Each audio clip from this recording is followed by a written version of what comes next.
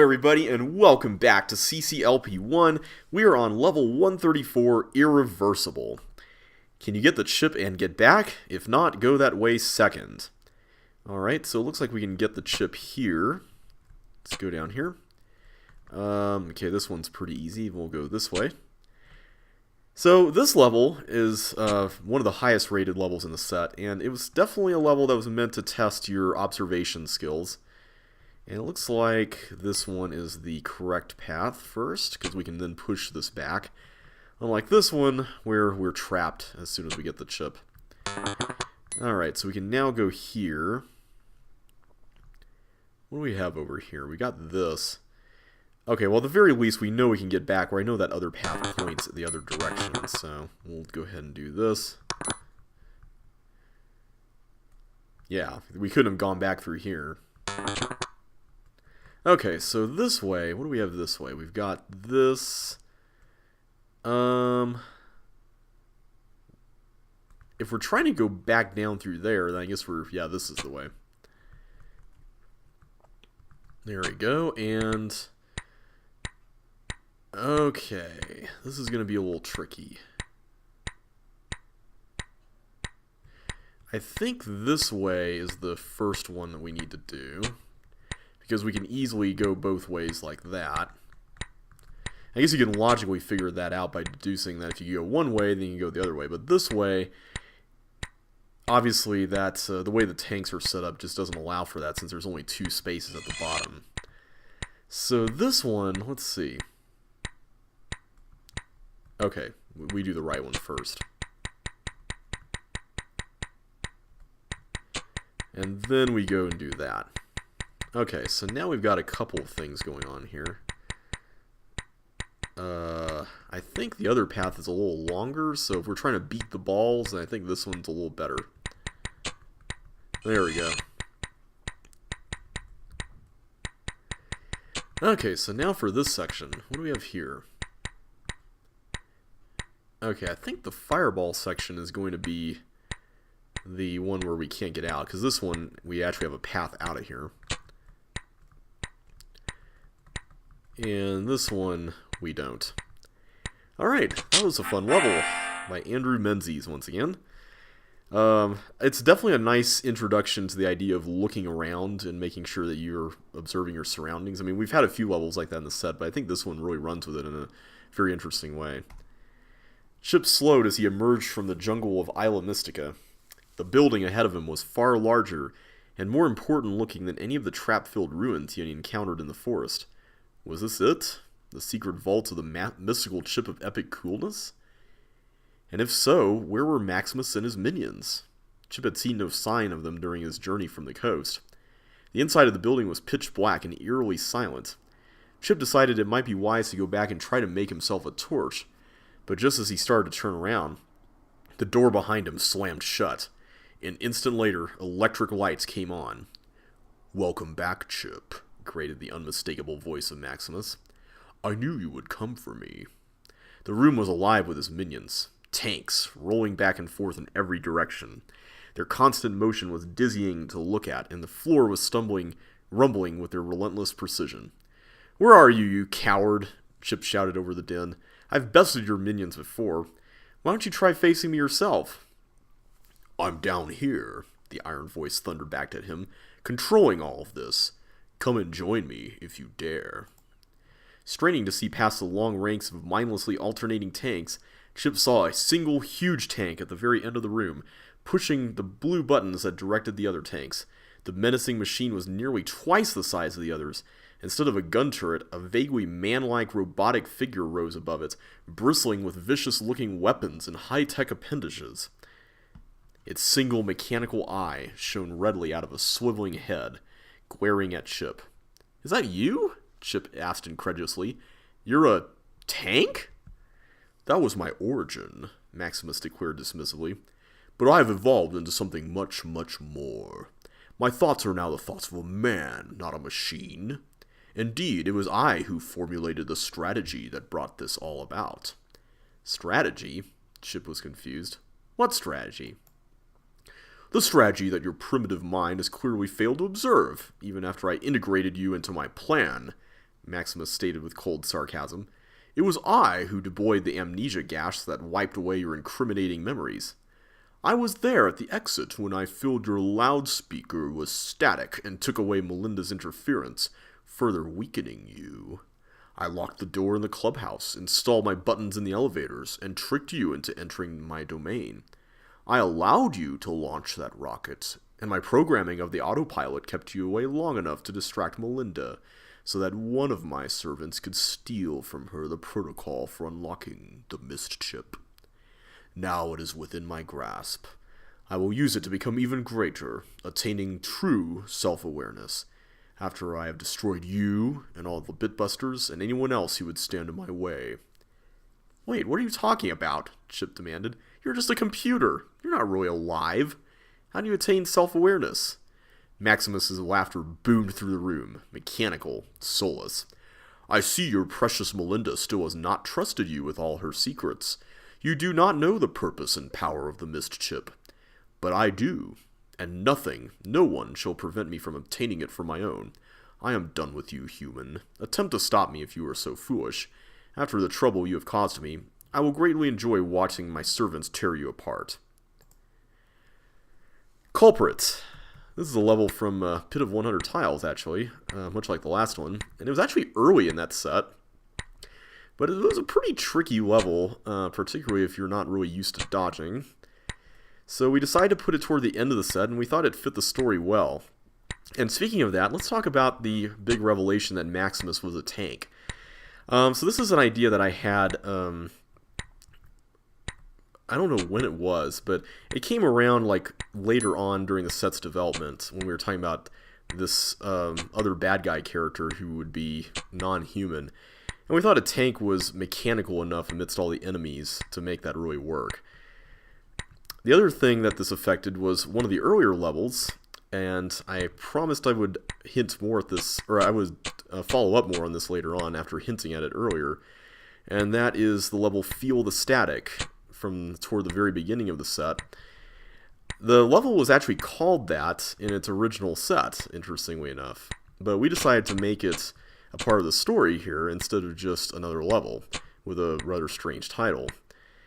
And in doing so, we thought, why not put Maximus in this level, actually? So we decided to put him as the tank that you saw near the exit. So you may remember me saying, hey, remember this tank? That was the tank that we decided to insert into the level to represent Maximus and his interference.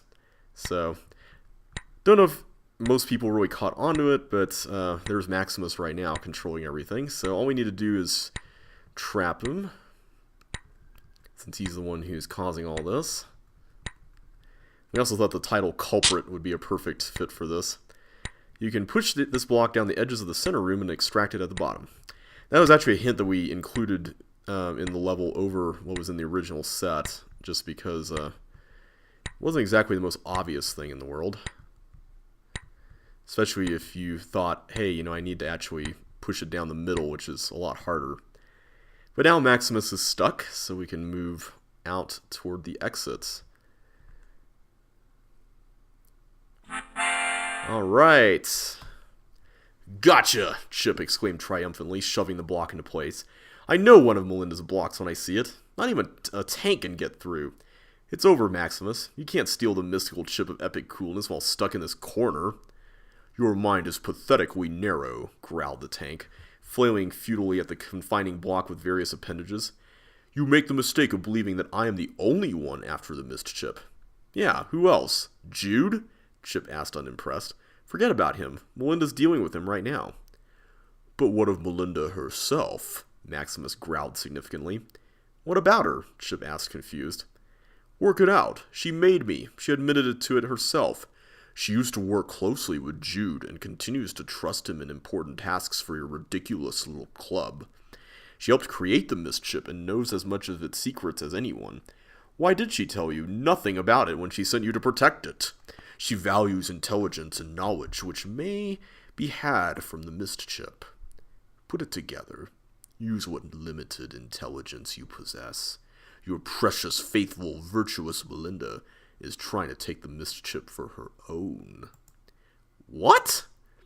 Out of all the lies Maximus could have come up with, Chip was not prepared for this one. Did Maximus actually think that he would believe such a preposterous story? Melinda didn't want to steal the mischip, she wanted to protect it. She had specifically warned Chip about the danger of anyone trying to use it, including her. And above all, he knew that she would never betray her club, betray him like that. He knew her, didn't he? But she had kept so many secrets from him already. Memory turned back on itself and flashes arose from his past, not in a rush, as when he had seen her after returning from the stars, but in distinct vivid images, one after another.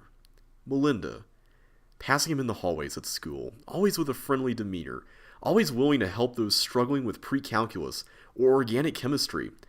Melinda, refusing his awkward, terrified invitation to the E-prom, but then extending him her own invitation to join her elite computer club.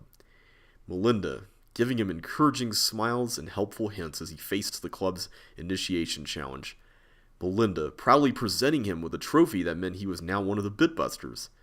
Melinda, helping him solve the ever more complex puzzles and increase his overall score to rival even hers.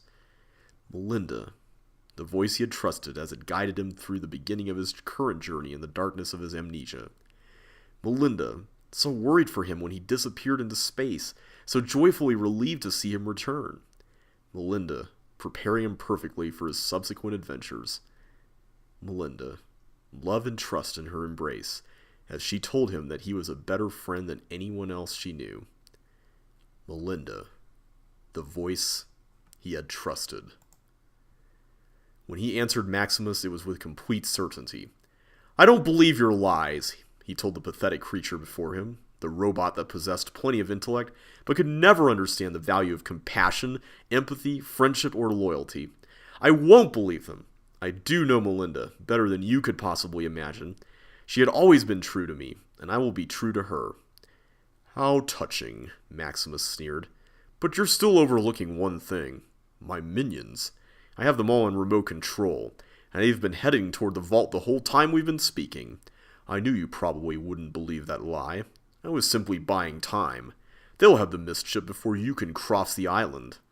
"Oh no," thought Chip. "How can I be so stupid?" Then it hit him. Maximus had let something slip. Looking around for confirmation, he could see that none of the minion tanks were left in the building. So then this wasn't the actual vault.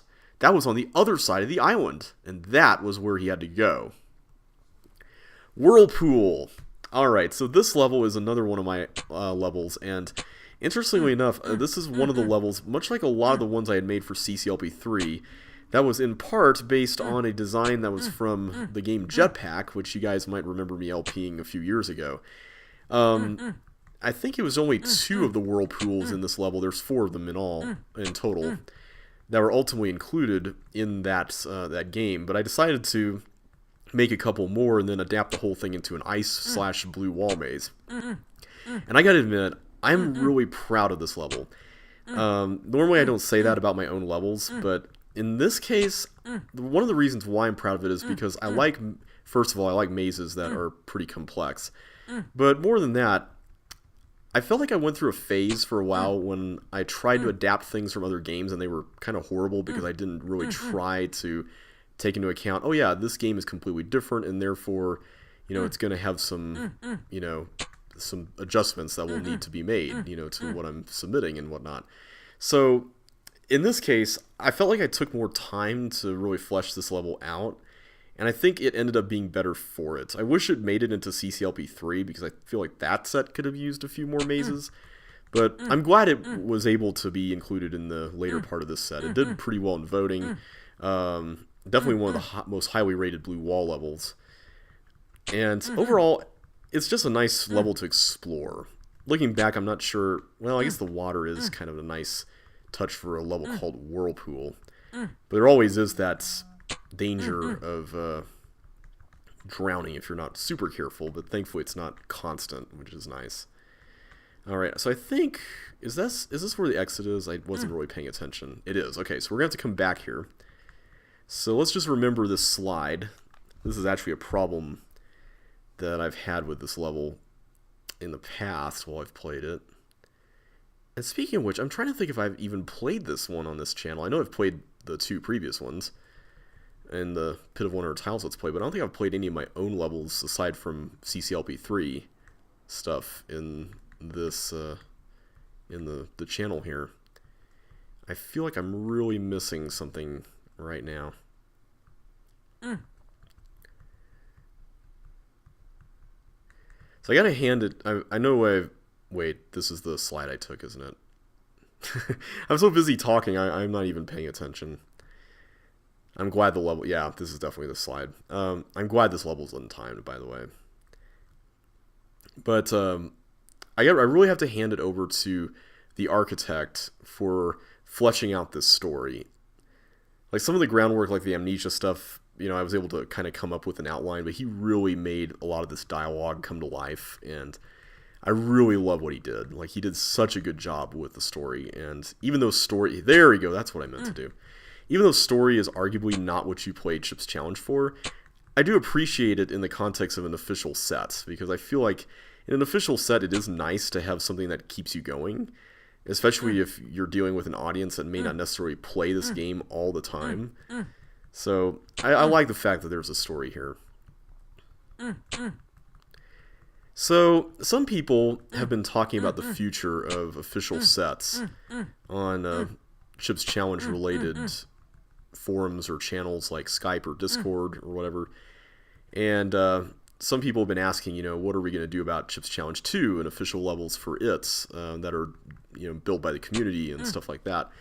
So I thought I'd just chime in here with my thoughts on the subject. There was a discussion that I didn't really quite take part in.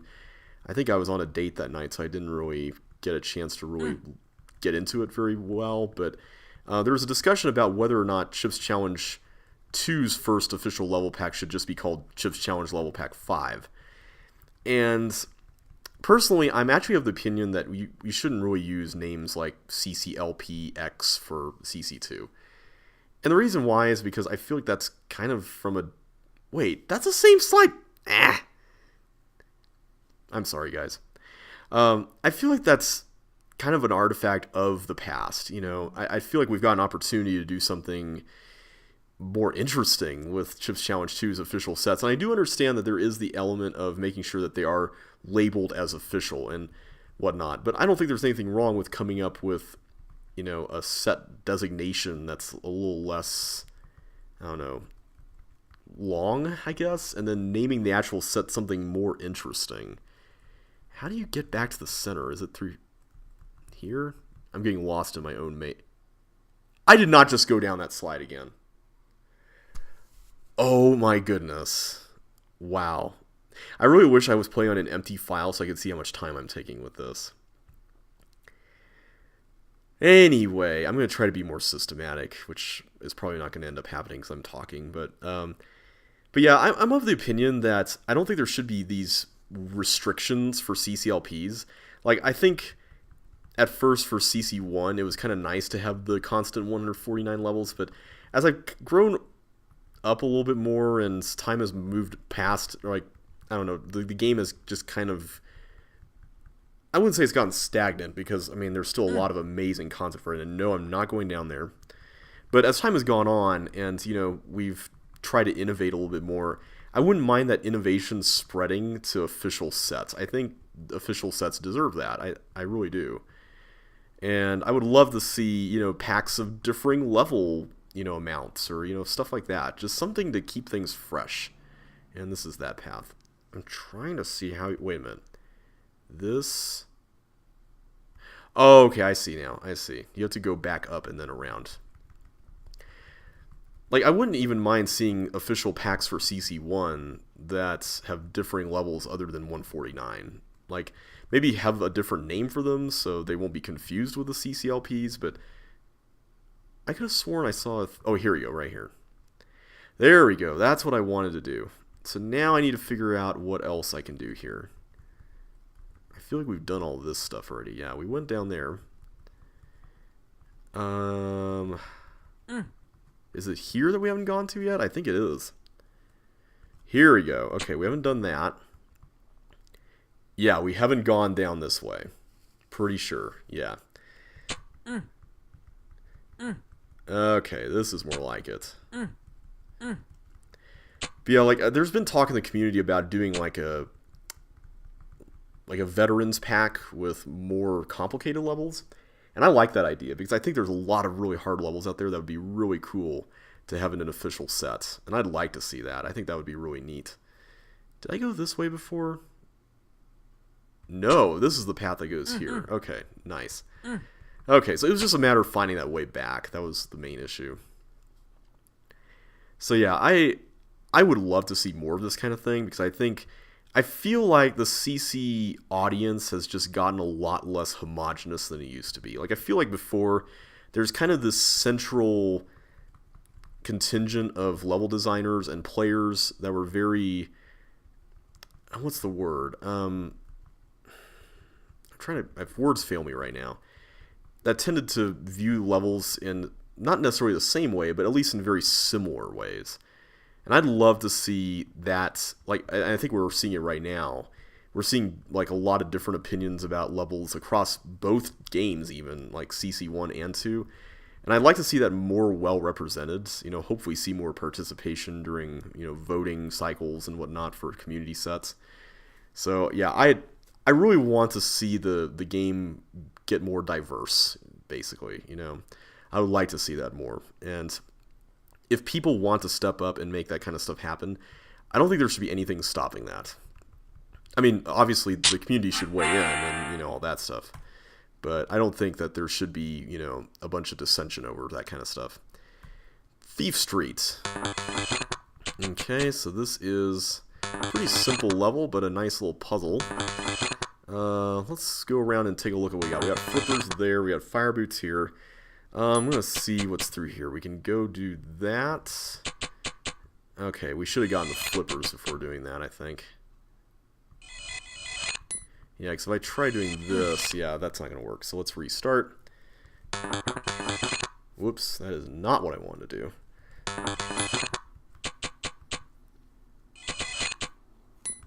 Okay, blue key time.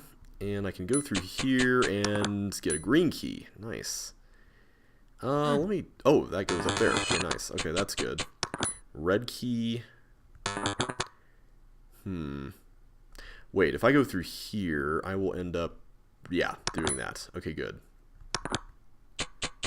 And then I just need to get a suction boot, which is here. Okay, that was really easy. Nice little puzzle, though. I like it. Nice to have a short level after the last few things. Chip alone. Those two fireballs are trying to rob your house. Capture them inside with your booby traps, then escape. So this level, if you know anything about CCLP3 or you've watched my Let's Play on it, this level is meant to be the predecessor to the level Chip Alone Lost in Ship City, and both of them are meant to be references to the Home Alone movies. And they're both also meant to be levels where you manipulate monsters.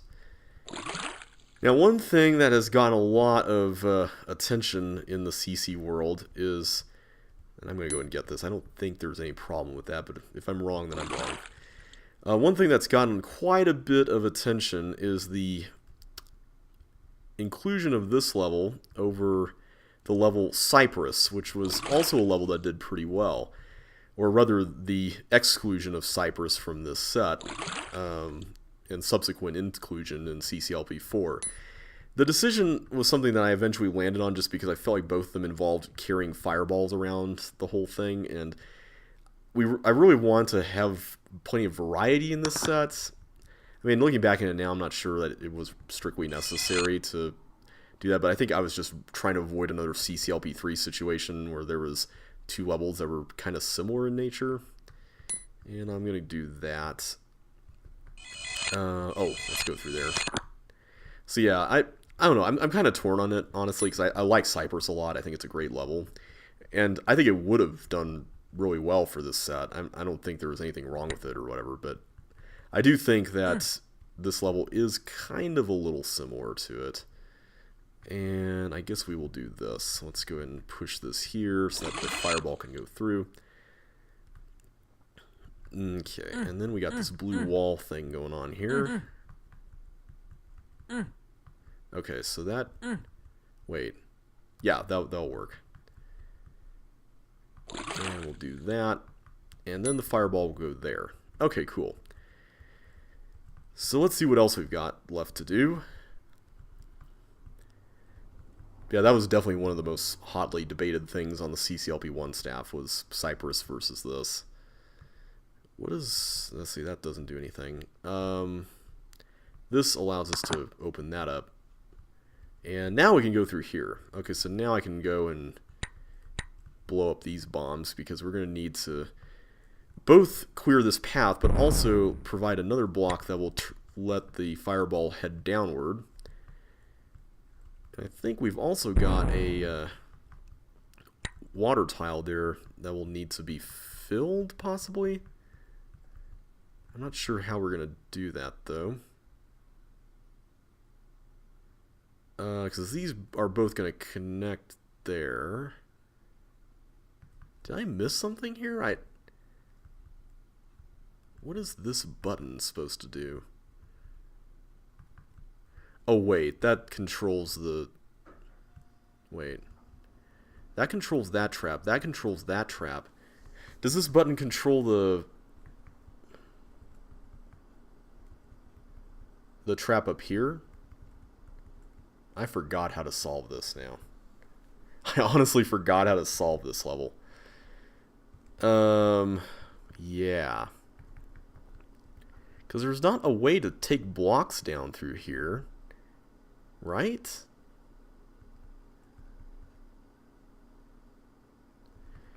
I am really lost. Like, how do you do that? I mean, I don't have spare blocks just lying around to take through that. Let me just make sure I'm not missing anything here. Yeah, because this stuff isn't required for this area. That's not something I can just take over here. And then we got this stuff. So there was a block here, right? Oh, was I supposed to do that one first and then... Oh, man. Okay. Whoops. I did not mean to do that. Let's see. There we go.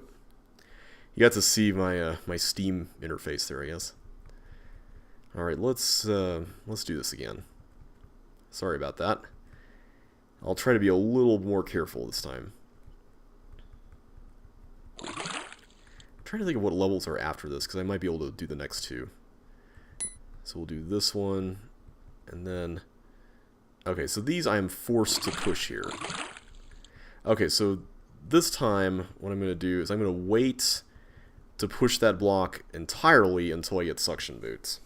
I think that's the key. I have to do these one at a time, or else the whole thing is just going to fall apart. So where's the... Is the red key here? The red key's here. Okay, good.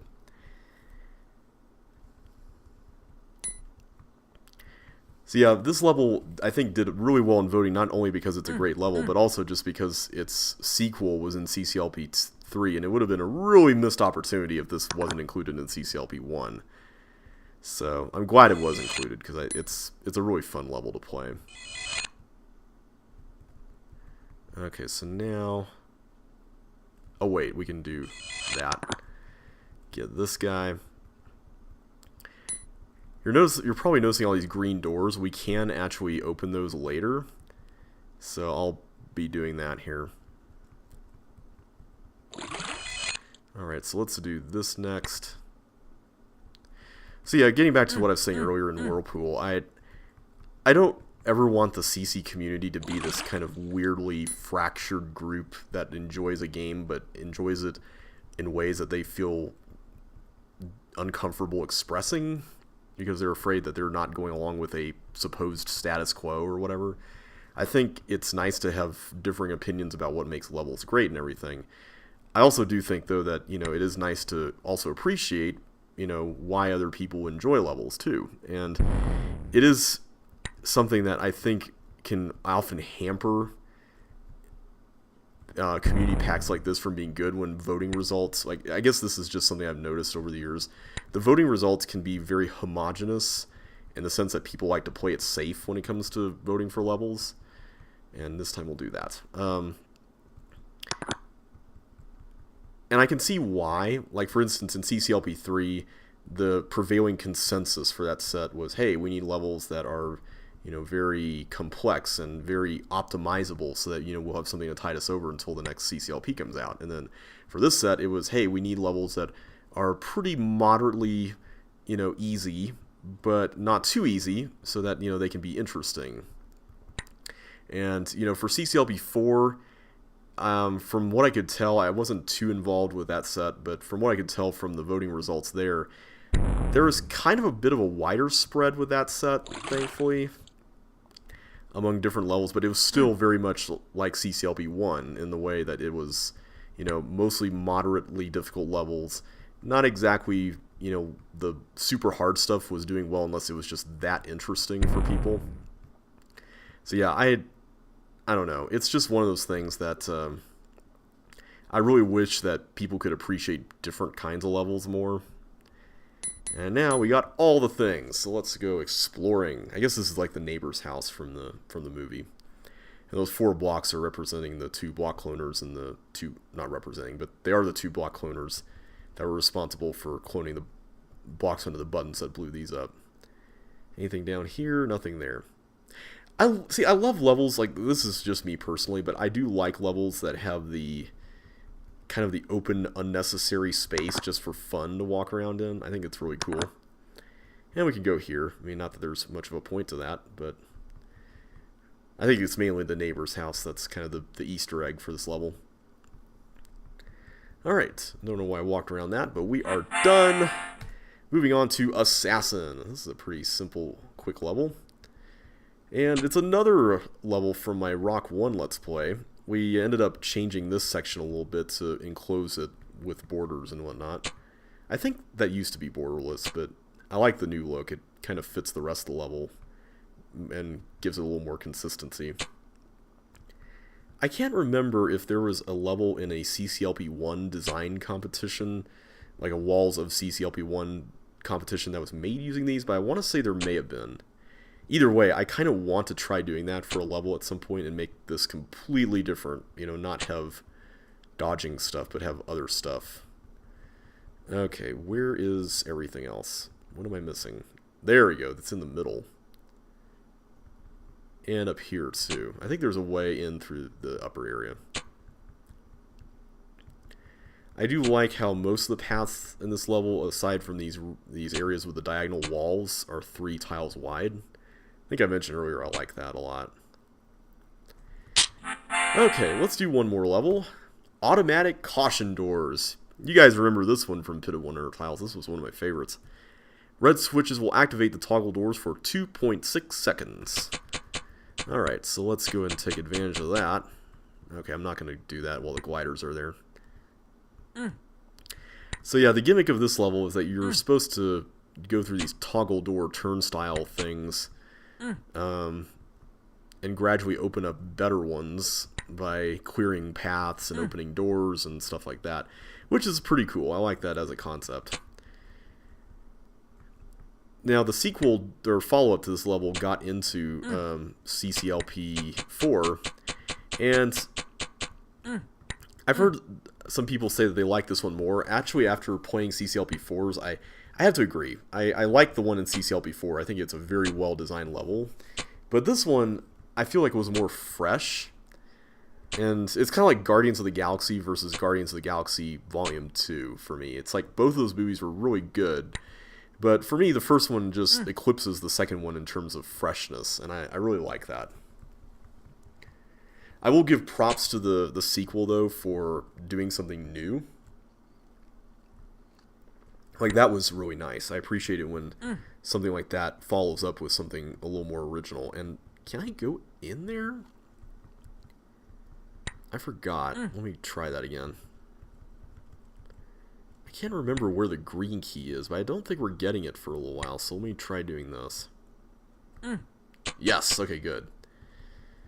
I forgot about the bold route for this because it's been so long. And the bold route for this was really irritating just because it took me forever to figure out the trick behind it. And it was a pretty mean trick, I will say.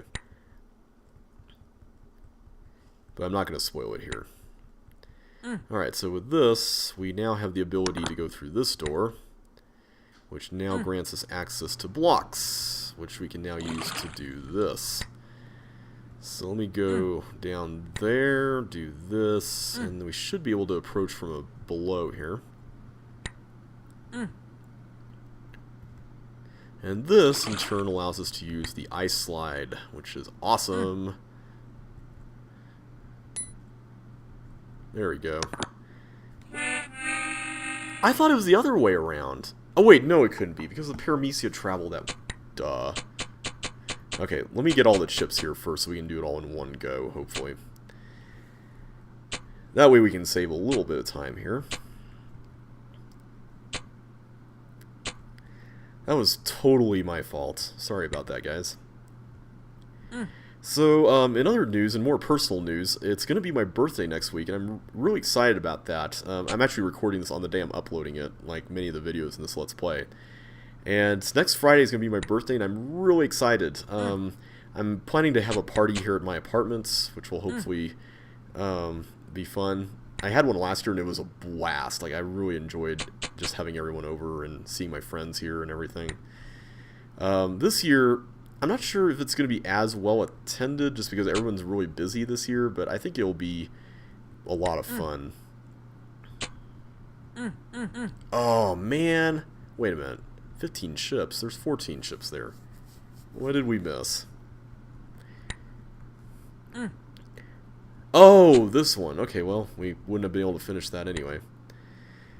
But yeah, last year I kind of got away from the group and I played a pretty decently long board game with some people, and that probably wasn't the best idea. So this year what I did is I had my board game fixed with my normal game group today, which is why I'm kind of a little quiet tonight, because I kind of burned myself out earlier playing games a lot, which was fun, don't get me wrong. It was really fun, but a bit exhausting explaining games to everybody and using my brain to think so much. I mean, it was good, but I think by the time I reach like 5 to 6 hours of playing board games, like I've mostly had enough. Like I love playing games. I could probably do it for longer, but in this case I knew I had an LP video to record, so I wanted to make sure that I had time to do that and some other things. So gotta spread out your time wisely, I guess. Okay, so now we'll go over here. Grab the red key. I think this should allow us to get back and then go into the upper left area.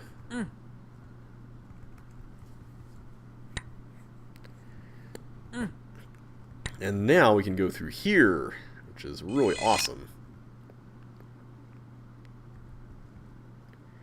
Alright, there we go.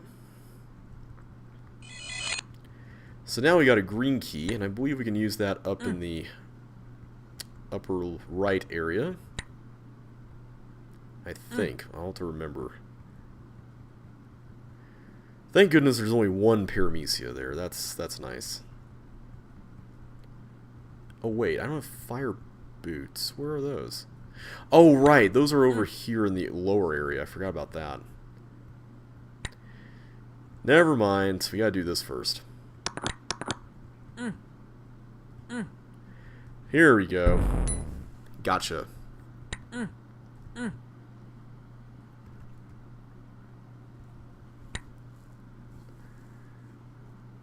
Okay. Woo, barely made that.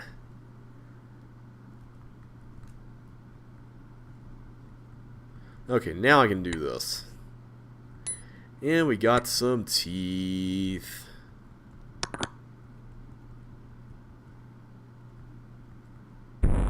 Okay, so let's leave the teeth there. Now the teeth will hit that button for us, which is really handy for the final part of the level. And a pretty nice ending for the level. I really like that idea. It's a pretty fun idea. So all we need to do now is just slip out down here. Teeth is actually doing some of it for us, which is pretty cool. But the real place that we need to worry about is over here. And I overstepped there. And now we just follow a nice victory lap here to the exit. And that is Automatic Caution Doors, one of my favorite levels ever. So I'm going to go and do Flush in the next video. So thanks so much for watching, guys. I really appreciate all your support a lot. And I will catch you on the flip side. So take care, and I will see you then.